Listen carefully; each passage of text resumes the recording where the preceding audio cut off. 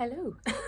Hi everyone. So I wanted to do a book haul. So yeah, I started a Goodreads beginning of the year. Just discovered it. I'm totally new to it. I love it just because one of my main goals for this year was to read more. So yeah, I actually bought an awful lot of books. And I think these will do me for the year, honestly. So yeah, I actually based my decisions off Goodreads, the 2020 winners. I thought this would be a good place to kind of start reading what's popular, but kind of diversifying what I'm going to read as well this year. I've got plenty of books I have on my shelf that I want to read already. But yeah, I just wanted to get into what's popular on Goodreads, and I actually kind of think I'll start this as a series. So yeah, on Goodreads they have the best books of each year. So I think they've been doing it since 2011. So I think I might do a wrap up video once I get through these, probably at the end of the year, just to see how I thought of them, what my opinions are on each of the books. So yeah, I bought 10 books. I didn't pick every category. I kind of kept it to fiction. So I left out the humor. There's non-fiction categories. I will come to them. There's history and biography. There's cookbooks. So there's winners for those categories as well. But I thought I'd keep it to the fictional books. So yeah, I thought it'd be interesting to kind of read through these. If they won last year, they must be good. I feel like this is a good place to start because if it's a vast array of genres and voted for popularity, so hopefully they're all good.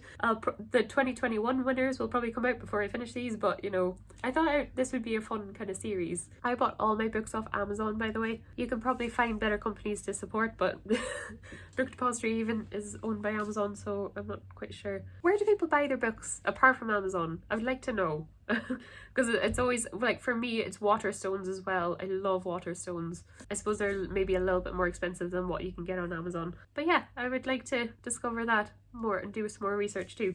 So yeah, the fictional winner was The Midnight Library, but Matt is a Haig. I'm butchering that name.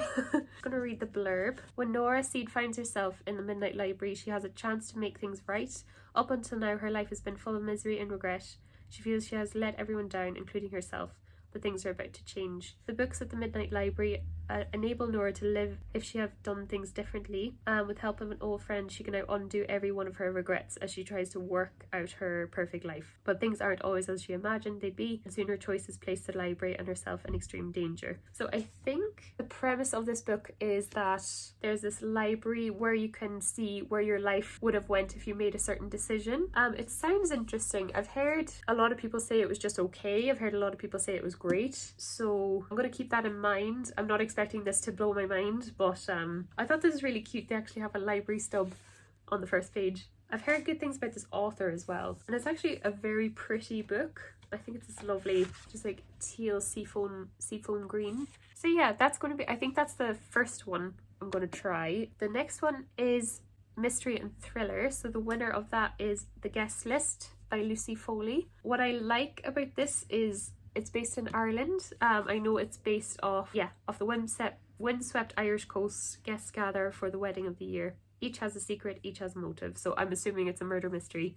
Lucy Foley is actually Irish, which is great too, I think. Yeah, Haunting Party. I actually own that book as well. Never read it. I probably should have read it before buying this one. But yeah, that did really well last year. I remember buying it for my mum because she loves murder mysteries. So yeah, they're a modern Agatha Christie. So yeah, this should be good. I like a bit of a thriller, and the fact that this is based in Ireland. I think it's based in Connemara. So yeah, excited for that. The next one was historical fiction. So that is The Vanishing Half by Britt Bennett. And I think this is about two sisters. Just read the blurb. I think this talks about colorism a lot. Twins, inseparable as children, ultimately choose a life to live in two very different worlds, one black and one white. Okay. So obviously after everything this year, I really do want to read more black stories. I've just heard that this is magnificent. So I'm very, very excited for this one. So I think it is just about the lives of the two sisters and how one lives in a more of a black life and one more of white. So yeah, I think it's about sisterhood. I think it's about racial identity. It's about running away from home, apparently. Okay, so many years later, one sister lives with her black daughter in the same southern town she once tried to escape. Across the country, the other secretly passes for white and her white husband knows nothing of her past. Okay, and it's based in the 1950s to the 1990s. So basically, I feel like this story is going to be mostly about racial identity, how their lives are so different. So yeah, that's so interesting. I've just heard nothing but amazing things about this, so I am quite excited to read it. So yeah, the fantasy winner is Crescent City. I think it's called Crescent City. House of Earth and Blood, a Crescent City novel. Actually, when I ordered this, I thought I ordered the hardback. I actually got the paperback. Don't know how that happened. I think the paperback just came out, if I'm not wrong. But yeah, I've never read Sarah J Maas. I know everyone and their mother loves the ACOTAR series, and some people it's their favourite series ever, which I want to get to as well. I think this is Sarah J Maas's first adult fantasy. So yeah, the blurb is: Bryce Quinlan used to light up Crescent City, partying all night in the clubs where the strict classes of angel, shifter, human and fae merge into a sea of beautiful bodies. And then a demon murdered her closest friends. 2 years later, when the supposed killer is behind bars but the crime stirred up again, the city's leaders command Bryce to investigate. Cool. Okay, this is probably going to take me on a journey. I do like a bit of fantasy. So this review says, think Game of Thrones meet Buffy the Vampire Slayer. So that's good. I like Game of Thrones, so I think I'll probably like this too. I'm excited about this. Now, this is one I'm not that excited about. So the romance novel is From Blood and Ash. And this is by Jennifer Armentrout. Basically, I just watched Eilish. I'm not quite sure how to pronounce his username on YouTube, but I just watched his monthly wrap up and he berates this book. I think he gave it like 1.5 out of 5 stars. Basically, I think this is a fantasy romance. So yeah, I think it's a chosen one kind of trope. Poppy's life has never been her own. She's a maiden. Perfect for fans of Sarah J Maas. Okay. So basically, I think it's about a maiden. She has a life goal. I think she has to fight the evil that took her family and preparing to be found worthy of the gods. Okay. But then I think mostly this is about the romance that's in it. But yeah, so I don't know how I feel about this. I know this is super popular. I've seen it all over BookTube and a lot of people seem to love it. And obviously it won the romance from last year. Yeah, it was just interesting watching Eilish's review of this, so now I'm not as excited, but I'll give it a go. I do like a romance. So yeah, it's a chunky book too. How many? Like 612 pages. Oh guys, the size of this, oh my gosh, like it's so chunky. But anyway, this is the science fiction winner, so To Sleep in a Sea of Stars, and it's by Christopher Paolini.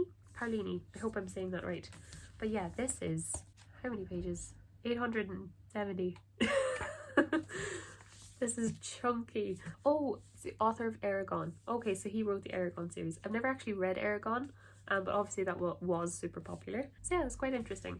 Okay, so during a routine survey mission on an uncolonized planet, also it's about space, oh wow, Kira finds an alien relic. At first she's delighted, but elation turns terror when the ancient dust around her begins to move. War erupts among the stars. Kira is launched into a galaxy-spanning odyssey of discovery and transformation. Okay, I wonder, is this quite like a little bit horror as well? But it is a sci-fi. I love a bit of sci-fi, love a bit of dystopia. Oh yeah, this might take me a while to get through. It's massive. But yeah, excited about that. This is another one I'm not quite sure about. This is the horror section. So Mexican Gothic by Silvia Moreno Garcia. Not quite sure what this is about. Let me see. Okay, when glamorous socialite Naomi receives a frantic letter from her newlywed cousin begging to be rescued from a mysterious doom, it's clear something is desperately amiss. Catalina has always had a flair for the dramatic, but her claims that her husband is poisoning her visions of restless ghosts sound remarkable even for her. Okay, so it's kind of, say, more psychological ghosts element. But yeah, again, I think it was Sunbeam's Jess. She read this and she thought it was okay. I've heard kind of mixed to good things about this as well, but yeah, I thought a good thriller, good bit of a scare would be kind of nice. I really like the font. So each chapter has like the first letter like really prettily drawn. So yeah, it's about socialites too. This book is super popular. This one debut novel. So this is by Kylie Reid, Such a Fun Age. So yeah, this is when Amira is apprehended at a supermarket for kidnapping. The the white child she's actually babysitting, her employer Alex resolves to make things right. So begins a crash course, upend everything they think they know about themselves, each other, and the messy dynamics of privilege. So I think this is another book about privilege and race. So yeah, and I've heard amazing things. So it was longlisted for the Booker Prize. But yeah, it's good. I definitely want to read more from Black authors as much as I can. So yeah, it sounds really fun. I'd say it'll be a quick enough read too. It's not too crazy long either. I think it's only 300 pages. So yeah, I quite like in the images here you've got the Mira, the little kid she's babysitting, and the security man, I'm assuming. I wonder, is it a romance too? Not quite sure, but I think it is mostly about Amira and the woman who hires her, Alex. So yeah, sounds fun. Sounds really fun.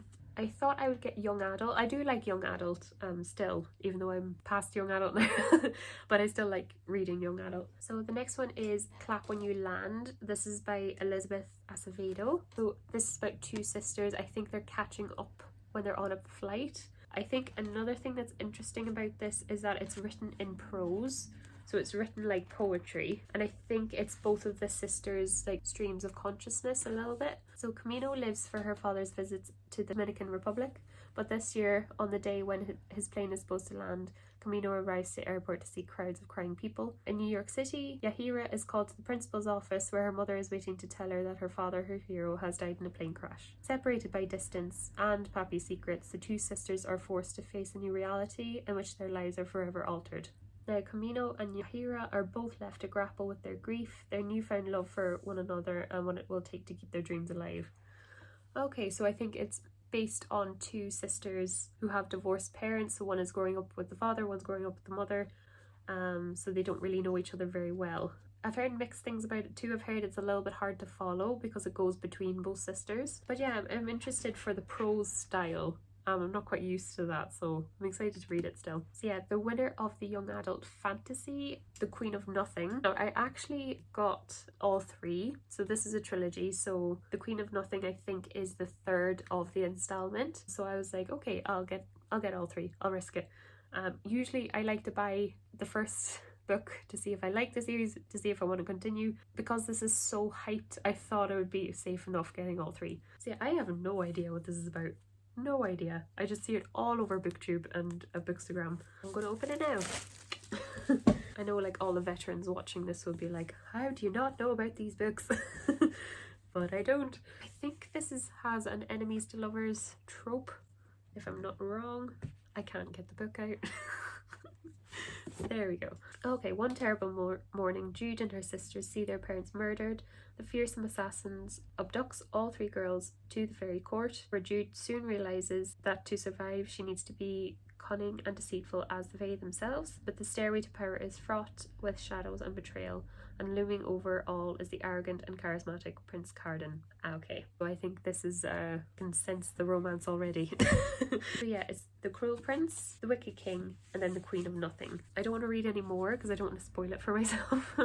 But yeah, excited. I'll try to get through all three if I can. That's all the books I got. There was a few categories I skipped. So there was humour, that was Strange Planet won that. Non-fiction was Stamped. I'm not dying about non-fiction, so I just thought I'd skip it. There's memoir. I do like the odd memoir, but the one that won was Barack Obama's A Promised Land. I'm not American, not quite interested in Barack Obama, so I left it. There's also history and biography. The Caste, The Origins of Our Discontents. No idea. Science and Technology then, that's by David Attenborough. Life on Our Planet. Cookbooks, I think it was Modern Comfort Food by Ina Garten. There was graphic novels, Heartstopper. I wasn't too interested in it. I'm not really into graphic novels, so I decided to skip it.